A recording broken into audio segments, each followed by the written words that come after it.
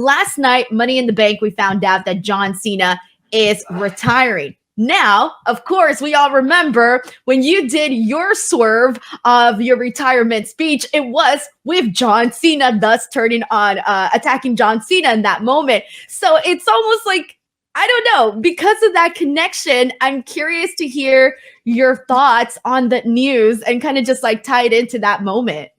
I'm happy for him. Now he can get out of his own way.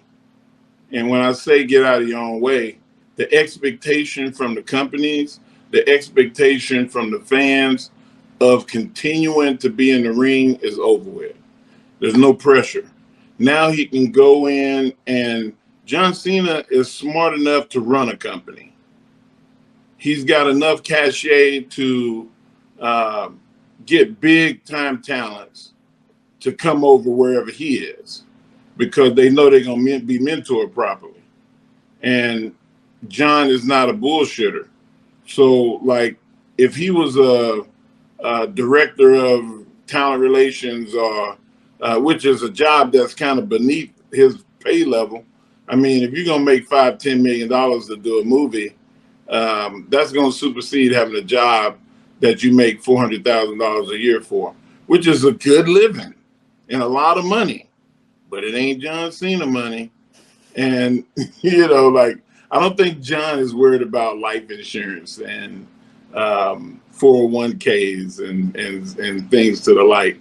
So, like, I'm just proud that he's going to be able to be revered and respected as somebody that's been there, done that. And when people bring him in, they know it's to be on a panel and not to be in the ring. Yeah, you mentioned a lot of really great points there. And with The Rock as part of the board, do you think there's any chance that John Cena does something along those lines where he joins the board? You know what? I can see it. But I think that it would have to be a situation where he felt like he actually had say-so. Because at that level, like, you don't want to go in and be told what to do. You want to be able to go in and contribute and say, look what I did. I added this. And, you know, I feel like I'm able to do that. It's just that a lot of times, you know, people listen and people don't listen. And I think that if John Cena went home, went to WWE, the TKO board would it would be a bonus to have him in the office. Hell yeah, it definitely would. So, oh man, I can't believe it that that's happening. I do have one more question regarding John Cena for you. And obviously we all think about the moment where you swerved him and everybody else, but do you have any personal favorite stories between you and John? John Cena, first day, he came from California to Ohio Valley Wrestling, and he needed a ride to the hotel that we were staying at, and so I gave him a ride, and he was like, "Man, who do you ride by yourself when you go to the shows, or you tend to, you know, have people ride with you?" And I said, "I usually ride by myself because most of the folks listen to rock and roll and I listen to hip hop." He's like, "Listen, I listen to hip hop. I love to be able to ride with you." I said, "Hell yeah."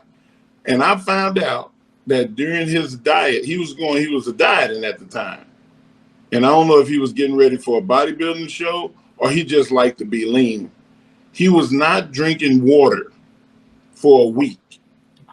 The only thing he drank was Diet Mountain Dew. And I was shocked. I was like, "Man, you need to drink some water." Nah, this makes me pee.